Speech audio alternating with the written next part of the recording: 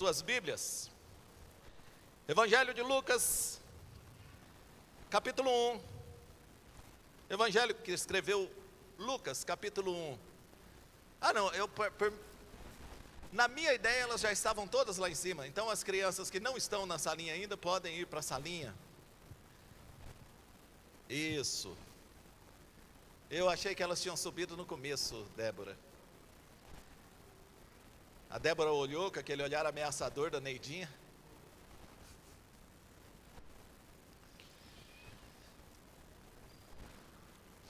Hoje pela manhã nós mostramos a diferença das abordagens sobre o nascimento de Jesus nos 4 evangelhos. A forma como Mateus tratou do nascimento de Jesus, trazendo a genealogia de Jesus a partir de Abraão, apresentando na genealogia de Jesus pelo menos 5 mulheres, de procedência duvidosa, apresentando um currículo de Jesus sem filtro, sem preocupação moral histórica, apenas mostrando que na história de Jesus há gente de todo tipo, e na história de Jesus continua tendo gente de todo tipo, como eu e você.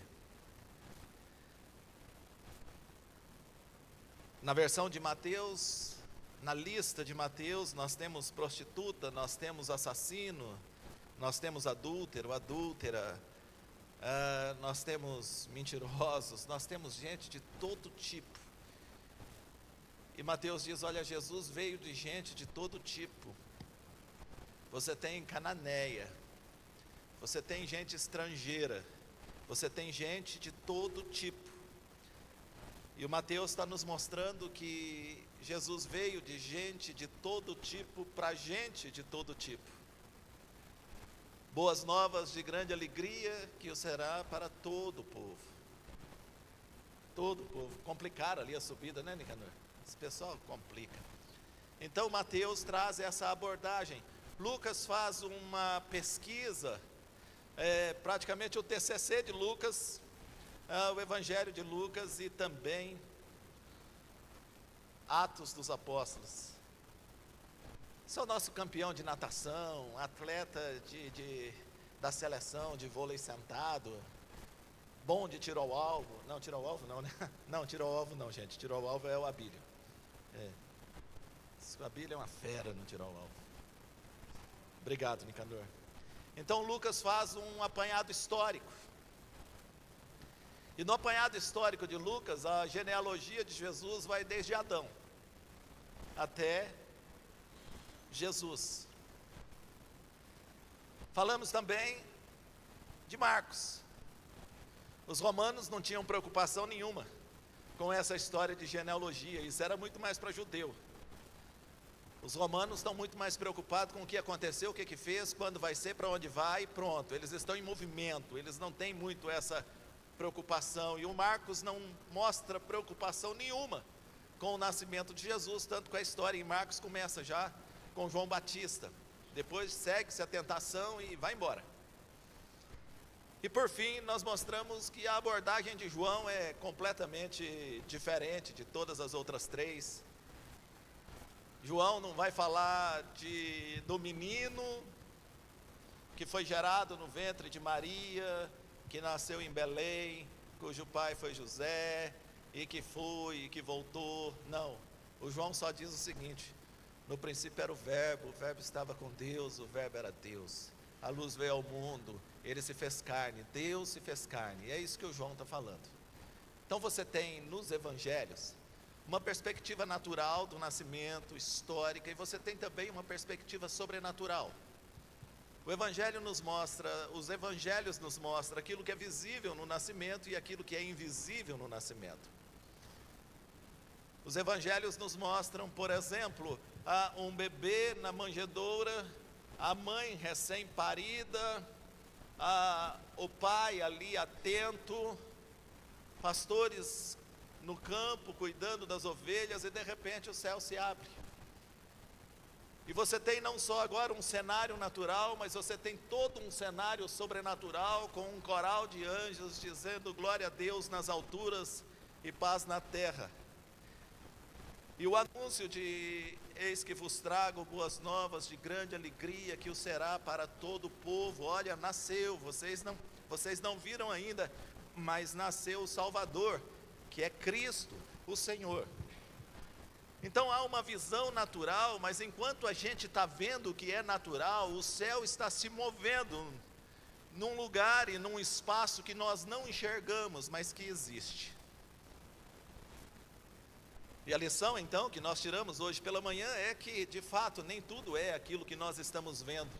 E na grande maioria das vezes, a gente nunca sabe o que Deus está fazendo, quando Deus está fazendo. Talvez você esteja olhando para a sua luta hoje pensando, só eu. Mas você não está vendo nada além daquilo. Você não está vendo o mover de Deus, você não está vendo a ação de Deus, você não está vendo o operar, o agir, a providência, tudo que Deus já tem preparado, você não está enxergando. Por isso, às vezes, seu coração está aflito, você chegou aqui aflito, você chega aqui angustiado, porque tudo que você tem é as informações que você vê. Mas é muito além daquilo que a gente vê. Por isso, nós não somos convidados a andarmos por vistas, porque a realidade vai muito além daquilo que a gente vê. Nós fomos chamados para andarmos por fé, por convicção, por certeza, daquilo que nós não estamos vendo, de coisas que nós ainda esperamos. É assim que a gente precisa andar. Porque às vezes estamos tão fracos na fé, porque nos limitamos só ao natural. Porque estamos tão fracos na fé, porque vivemos baseado nas informações que temos e naquilo que estamos vendo. Esquecemos que há um mundo sobrenatural, que há Deus sobre todas as coisas, que existem anjos, bons e maus, espalhados por aí, que Deus está movendo de alguma forma que a gente não entende, mas está movendo, e que a nossa vida pertence a Ele. O dia que nós passarmos a acreditar mesmo que a nossa vida pertence a Ele, certamente nós teremos um pouco mais de paz no nosso coração. Amém? Então hoje nós compartilhamos, eu queria nessa noite então, há uns 4, talvez 5 anos atrás, eu compartilhei com os irmãos, quando estava escrevendo o primeiro livreto de Natal, eu compartilhei sobre esses personagens do entorno do nascimento de Jesus. Zacarias, Isabel, Maria, José e o anjo Gabriel. E eu queria compartilhar um pouco deles mais uma vez nessa noite, e de acordo com o que nós vamos olhando para a vida deles, nós vamos tirando lições para nós. Amém? Podemos então?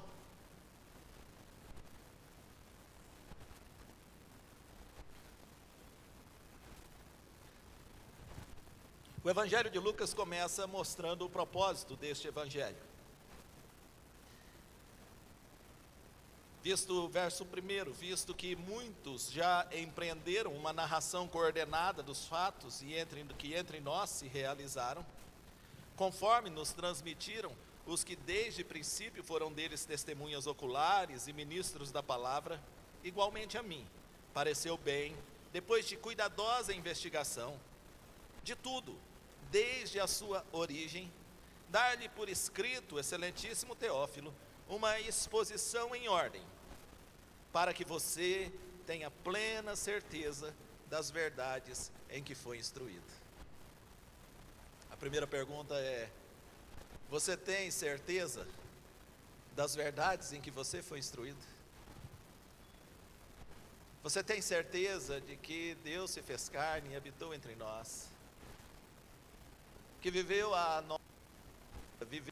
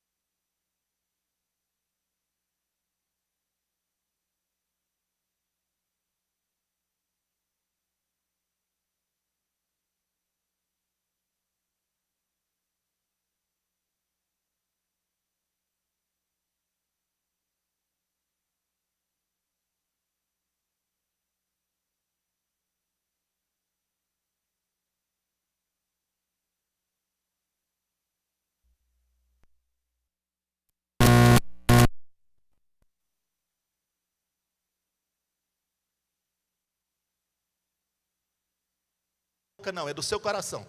No mundo espiritual é isso que faz diferença.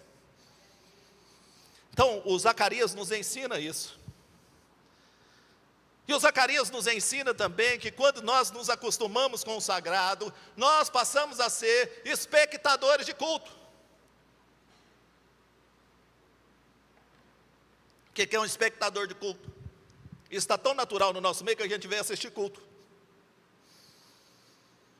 Irmãos, quem diz que culto é coisa que se assiste? Culto não é feito para se assistir, gente. Se você assiste, não é culto.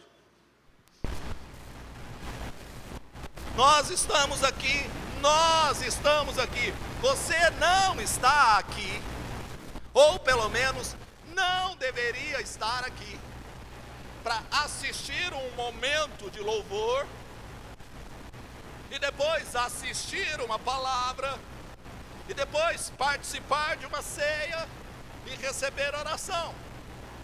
Não, tudo isso vai acontecer com você aqui, mas você veio cultuar a Jesus, você é parte disso tudo, você é parte. Eu não estou aqui fazendo culto para vocês não, eu não sou palhaço de auditório, eu não sou artista, eu não vim aqui representar, nós viemos aqui cultuar ao Senhor. Todos nós devemos fazer parte desse momento. Por isso não sou eu que oro, nós oramos. Não sou eu que canto, nós cantamos. Não sou eu, não celebro a ceia, nós celebramos juntos a comunhão. Nós. Porque se você vem só para assistir, você fica esperando que hora que começa, que hora que acaba. E eu preciso que acabe logo, que eu preciso ir embora. Não, meu irmão, você pode ir embora qualquer hora, assim que acabar o seu culto. A partir do momento que você não está cultuando mais, acabou o culto. O culto não acaba quando eu termino a palavra, depois que eu dou os avisos. O culto acaba quando você não quer cultuar mais ao Senhor. Amém? Aprendemos com Zacarias, e ficou cumprido Zacarias. Vamos aprender também com Gabriel. O Gabriel diz para o Zacarias o seguinte: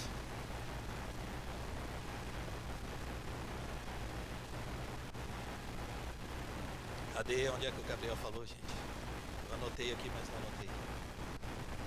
Aqui, eu sou o Gabriel, verso 19 do capítulo 1.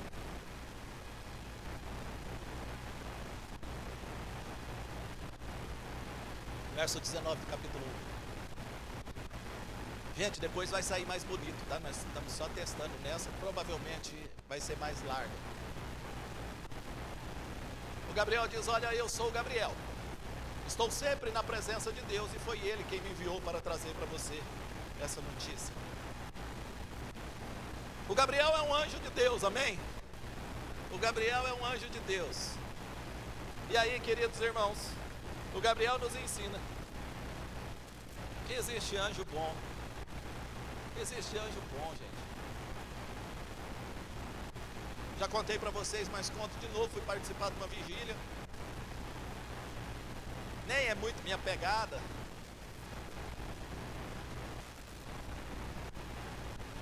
Sou muito mais de pregação do que desses negócios de vigília, mas fui participar de uma vigília. Vamos orar, vários jovens, vários irmãos. E aí, moçada do monte, né? Sabe como é que é o monte? Eu tenho medo de ir no monte por causa das coisas que as pessoas veem no monte. Aí fomos lá orar, todo mundo de mão dada. Começamos a orar, de repente, uma irmã falou: pastor, pera. Eu falei: o que foi? Eu falei: não. Eu estava orando, saiu uma espécie de cobra e veio para o nosso lado e... eu falei: meu Deus, tá bom, vamos orar então. Já repreendemos aquela cobra. E começamos a ir orando. O outro fala: peraí, não, eu vi uma sombra que saiu não sei o quê e veio para o nosso lado. Mamãe, eu falei: gente, peraí só um pouquinho, vamos parar de orar. Vamos parar. Uai, tem alguma coisa errada nessa oração. Não aparece nada de bom. Não aparece um anjo guerreiro com uma espada de fogo protegendo a gente. Não, só aparece coisa ruim. Vamos parar de orar. Porque, irmãos, o mundo espiritual não é feito só de demônio, não. O mundo espiritual também é feito de anjos do Senhor. Anjos que guardam, que cuidam, que falam. Há anjos do Senhor na história. Tem alguma coisa errada quando tudo que a gente vê é demônio. Quase me cancelaram numa igreja esses dias que eu fui e falei isso. Porque tinha um pastor lá que na casa que ele ia, ele olhava para um quadro e falava, ó, tem um demônio ali. Olhava para uma boneca e falava, aquela boneca tem um demônio. Olhava para um armário e falava, daquele armário sai um demônio. Eu falei, gente, está muito íntimo. Está íntimo demais. Não tem um anjinho bom não, de vez em quando, tipo assim, só um bacaninha, tipo, eu sou o Gabriel, sou anjo gente boa também. Como é que você anda só vendo demônio? E os anjos bons estão onde? Escondidos de nós? Deus tapou os nossos olhos para nós não vermos a ação dele? Só aparece a ação do inimigo para a gente? Não, o Gabriel chega para o Zacarias e fala, Zacarias, fique em paz. Eu vim na presença de Deus, foi Deus quem mandou.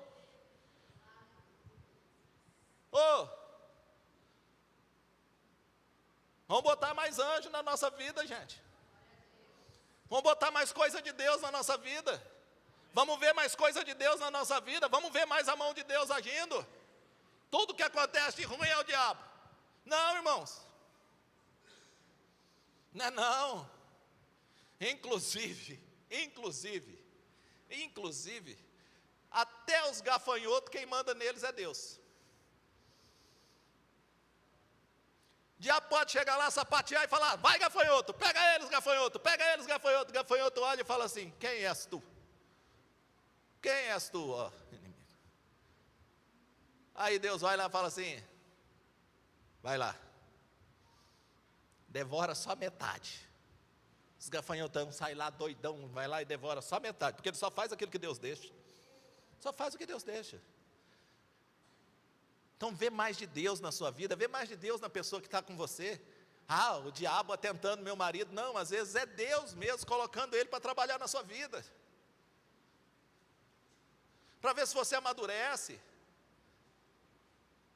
Tem gente que ficou velho, apodreceu e não amadureceu.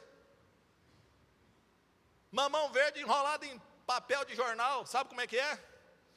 Bicho fica amarelinho por fora, amarelinho, Calil.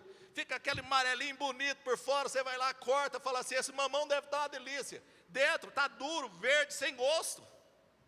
Não amadureceu. Aí Deus tem que dar um jeito lá para ver se você amadurece. Para ver se a irmã amadurece um pouco. Então há anjo de Deus também na história, irmãos, não é só demônio não, inclusive a igreja não vive em função de demônio não, vive em função da ação de Deus nas nossas vidas. E o demônio que se lasque lá para o inferno dele. O Gabriel nos faz lembrar isso. É bom a gente lembrar de vez em quando que tem anjo de Deus. Tem anjo de Deus. Mas tem, está na Bíblia não, né? Mas tem Deus para dar do que o diabo para roubar, não tem não, né? Devia ter. Mas nós temos de Deus, irmãos, do inimigo. Fica em paz, acalma teu coração. Pastor, mas o diabo está ruim. Não, irmãos. Nossa vontade, nossos desejos. Estas coisas, na maioria das vezes, são piores na nossa vida do que o diabo. Ele só aparece para dar uma chancezinha para a gente fazer aquilo que a gente quer. As meninas da Missão Resgate da Paz não estão aqui hoje, mas eu fui lá mais uma vez conversando com elas. Rapaz, você acredita, a menina passa 7 meses internado lá. Quando ela, internado não, lá, não é internado que fala, né? Acolhido, 7 meses acolhido, Magrão. A gente sabe bem o que é isso, eu não posso ficar falando do Magrão, que o Magrão proibiu eu de ficar falando dele. O Magrão proibiu eu, é que o Magrão é meu amigo de adolescência, a gente andava, não gosta que eu fique expondo muito os podres dele. Mas é assim, ó, eu sei de um monte, mas é assim, ó, não vou dar um exemplo gospel, que a Sirlei ficou olhando para mim mais sério, pela Sirlei eu vou dar um exemplo gospel. Vai fazer jejum, Vai fazer jejum? Não, agora eu vou fazer jejum. Até o vizinho que nunca te cumprimentou na vida, convida se você não quer um pão de queijo que ele acabou de assar. Não é assim? É só você começar a fazer jejum que começa a aparecer gente te oferecendo comida, te oferecendo comida. Aí você sai um dia com fome pensando assim, tomara que esse vizinho apareça. Ele passa, nem te cumprimenta. Você fala, é o diabo. Não é, gente. É que essas coisas acontecem, porque nós somos a nossa pior tentação. Nós somos o nosso inimigo terrível. Aí o diabo se aproveita disso. O diabo se aproveita da nossa natureza caída, irmãos. Não é ele que derruba a nossa natureza já veio caída. Ele aproveita da nossa natureza caída. Maria é para mim, óbvio, irmãos, eu disse hoje pela manhã, Maria para mim é a principal personagem nessa história depois de Jesus. É bem-aventurada entre as mulheres. Não, Maria não tem mulher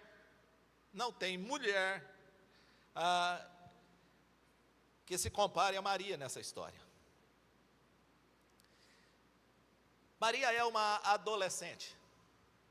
O anjo do Senhor aparece para ela no 6º mês. O anjo do Senhor foi enviado por Deus a uma cidade de Galiléia chamada Nazaré, a uma virgem que estava comprometida de casar com um homem da casa de Davi, cujo nome era José. A virgem se chamava Maria, e aproximando-se disse, salve agraciada, o Senhor está com você. Ela, porém, ao ouvir estas palavras, perturbou-se muito e pôs-se a pensar no que poderia significar esta saudação. Irmãos, nós estamos falando de uma adolescente. Talvez a cultura aqui em Goiás, um pouco mais conservadora, você possa achar estranho. Mas quem já viveu no norte, sabe que as adolescentes se casam muito cedo. Hoje eu almocei com uma mulher que se casou aos 11 anos de idade. Ela veio da região do Amazonas, ribeirinha, se casou aos 11 anos de idade. Aos 13 anos ela já tinha um filho. Nós estamos falando de Maria. Nós não estamos falando de uma mulher de 20 anos, de uma mulher de 30 anos. Até porque se tivesse essa idade, provavelmente não estaria solteira mais. Porque elas eram prometidas já. Eram acordos de família, eram acordos eram da própria família, da própria linhagem. Então Maria é uma adolescente que recebe uma visita de Deus. E que recebe uma promessa. Ele diz, olha, você vai engravidar, Maria. Irmãos, você pensa o que passa pela cabeça de um adolescente?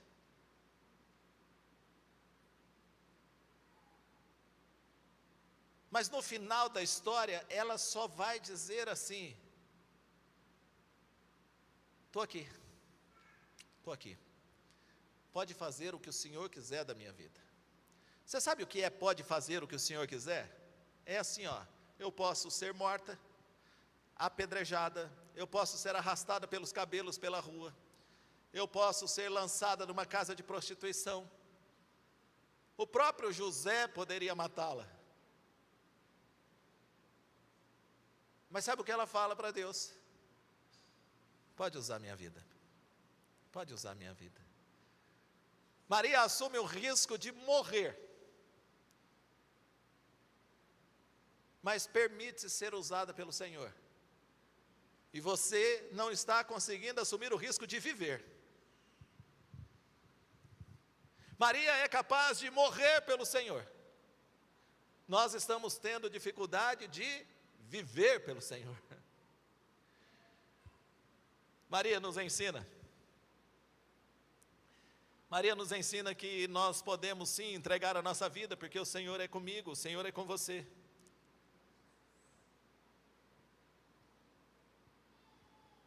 Há uma frase que eu ouvia quando era criança e ia na missa, que eu gostava muito, eu sempre achei muito interessante. É quando o padre fala, o Senhor é convosco. E a igreja repete: Ele está no meio de nós. O Senhor é convosco. O Senhor é com você. O Senhor é com a sua vida. O Senhor está no seu dia a dia. O Senhor é com a sua casa. O Senhor é com o seu trabalho. O Senhor é com você, irmãos. E se o Senhor é conosco, nós não precisamos temer. Uma outra lição que aprendemos com Maria, e eu já caminho para o final, é que embora ela fosse uma adolescente, Deus usa quem Ele quer. Deus usa quem Ele quer, irmãos. A gente às vezes quer selecionar quem Deus usa, mas quem Deus usa é Ele mesmo quem seleciona.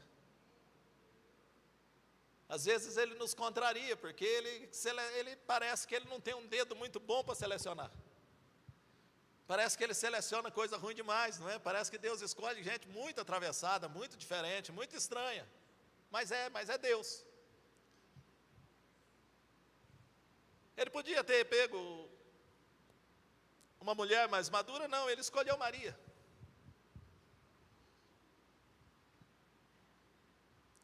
Ele poderia ter escolhido um homem melhor e escolheu você. Às vezes tem gente melhor na sua família, mas Ele escolheu você. Lembram dos irmãos de Davi? Guerreiros, fortes, valentes, bonitos.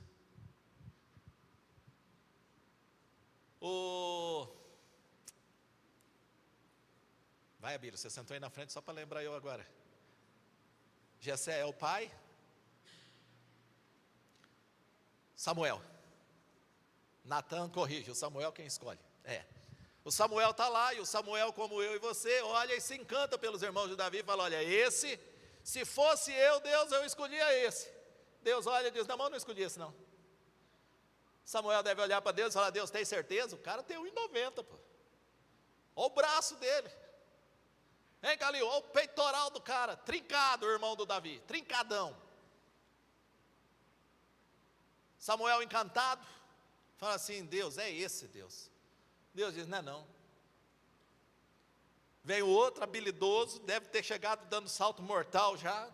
Samuel encantou e falou: não, deve ser esse. Deus falou: não é esse não. Deve ter chegado o terceiro irmão do Davi lá, pentecostal, já chegou falando em línguas, revelando, entregando profecia. Samuel falou: ó Deus, esse é dos nossos, deve ser esse. Deus falou: não, Samuel, Samuel, você olha e você escolhe a partir daquilo que você está vendo, Samuel, mas eu tenho uma perspectiva diferente de visão. Eu conheço aquilo que não está sendo mostrado. Eu conheço o coração. Aí o Samuel fala assim: acabou. Nem o Jessé, o pai dele, ele fala assim: não, tem mais um, mas assim, esse não vai ser não. Esse não vai ser. Esse não vai ser. Uma família daquele tamanho, sobrou a Thelma. A Thelma, Jesus, mas a Thelma, não, a Thelma não. Acho que o Samuel fala assim: Deus, o senhor conhece a Thelma? Eu falo: Samuel, eu conheço a Thelma, Samuel. Então, se o senhor quer, vai a Thelma mesmo. É assim que Deus faz, gente. Às vezes nem a gente acredita que Deus pode usar a gente, mas Deus usa a gente igual a gente, para fazer a obra que é dele, e não nossa. E não nossa. Então, quando você olha para Maria, você descobre que Deus usa quem Ele quer e quando Ele quer. E eu encerro com o José, que eu preguei na quarta-feira. Eu encerro com o José. O José, você vai encontrar a história do José no texto de Mateus. Gente, é impressionante a história do José. Porque o José é aquele cara que de repente estava vivendo a vida dele sossegado e se vê num imbróglio terrível. Olha o José, está voltando do trabalho, chega em casa, eu vou ver a Maria, vou lá ver a Maria, chega na Maria, Maria fala, ô Zé, tem uma coisa para contar para você. Daí ela devia chamar ele de seu Zé, porque ele já era velho e ela era novinha.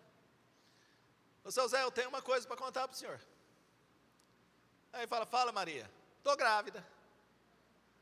Eu falo, vai Maria, como? Ela vai, um anjo apareceu, falou que eu estou grávida, eu estou grávida.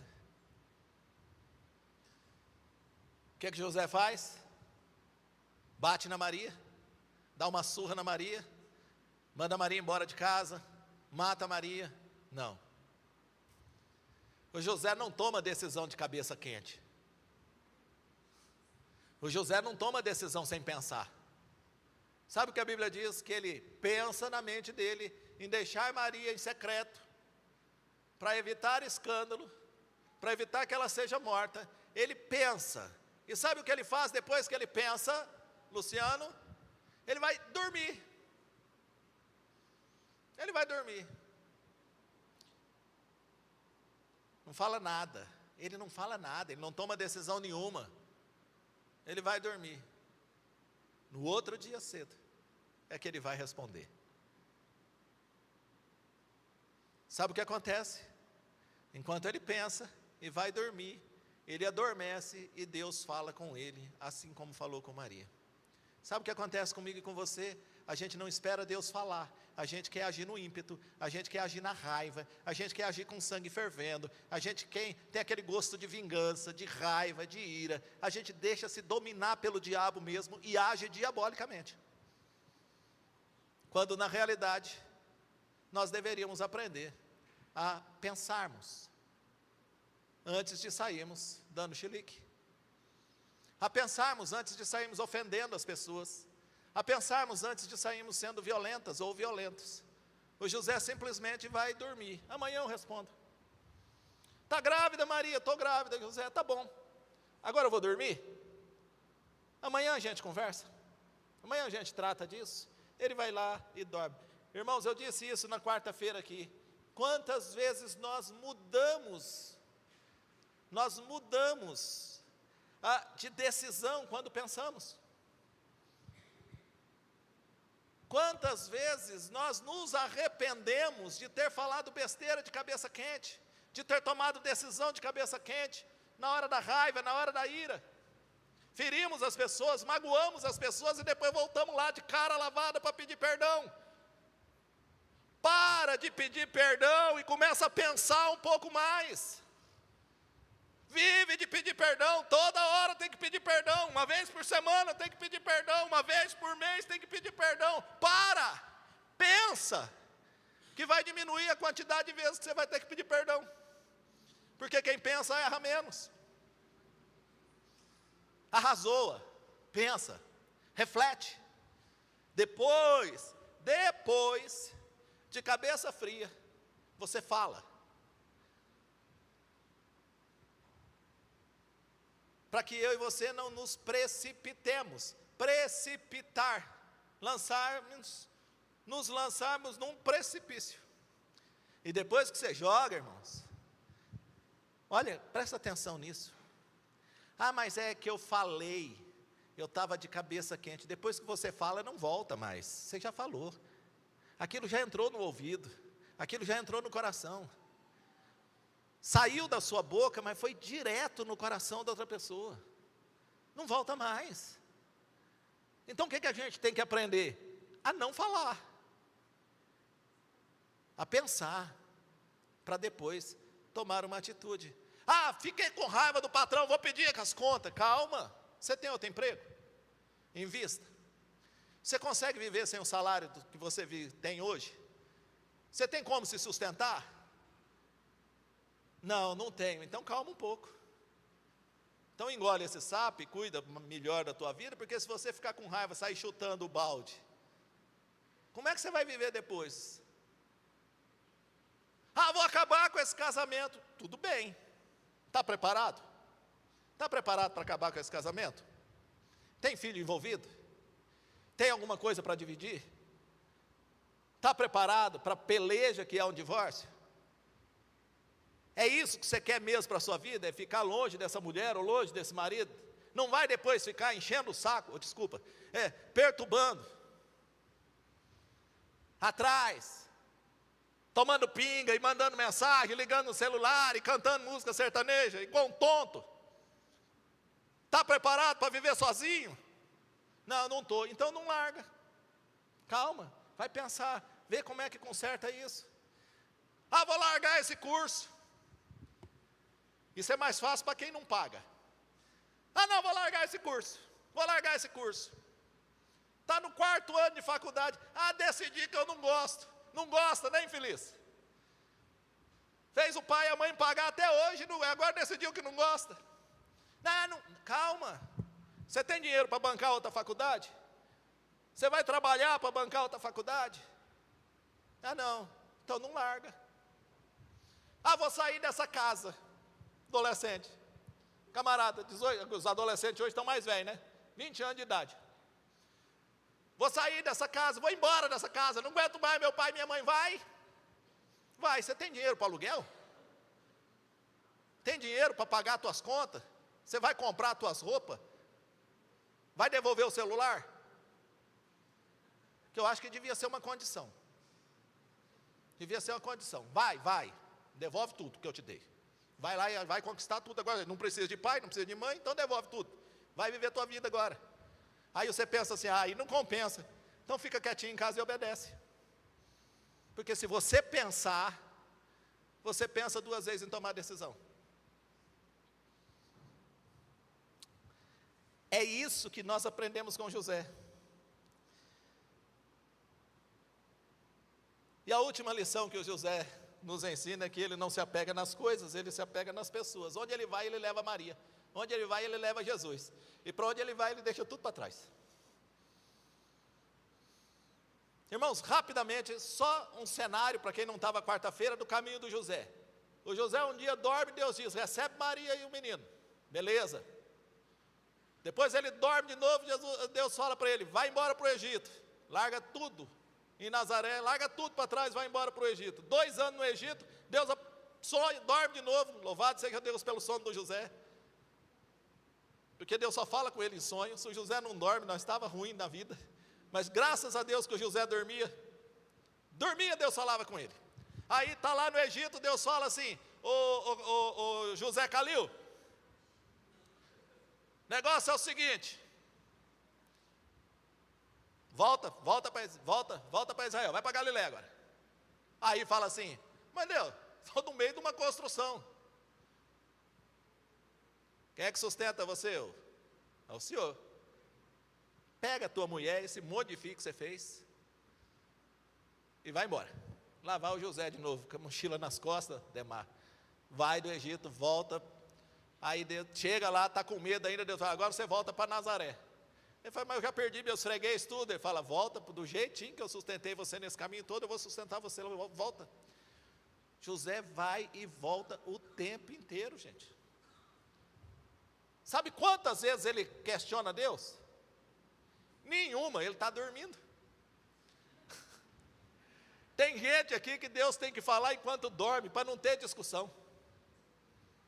Porque se falar com a gente acordado, a gente vai argumentar, falar, Deus, mas isso, a gente está dormindo, não tem como discutir. Com o Zen ele pode falar a qualquer hora, com o Zen parece que está... Estou sossegado, pode falar que eu não vou responder não. Deus fala com o Zen fala, tá bom, eu vou pensar aqui. Ano que vem eu respondo, vai, até pensar.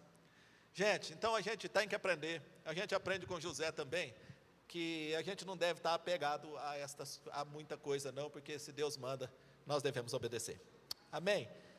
Eu queria continuar, mas eu tinha ainda mais algumas coisas, mas deixa, a gente conversa sobre isso depois. Eu quero conversar com você.